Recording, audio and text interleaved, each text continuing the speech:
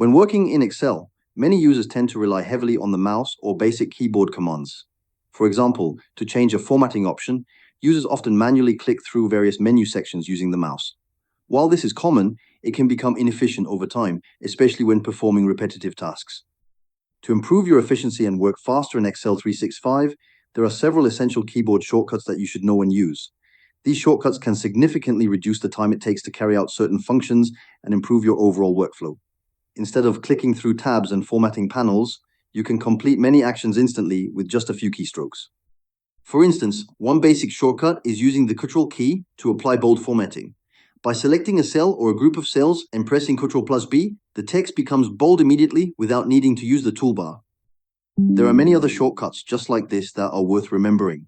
Learning and using these will make your experience with Excel much smoother and more professional.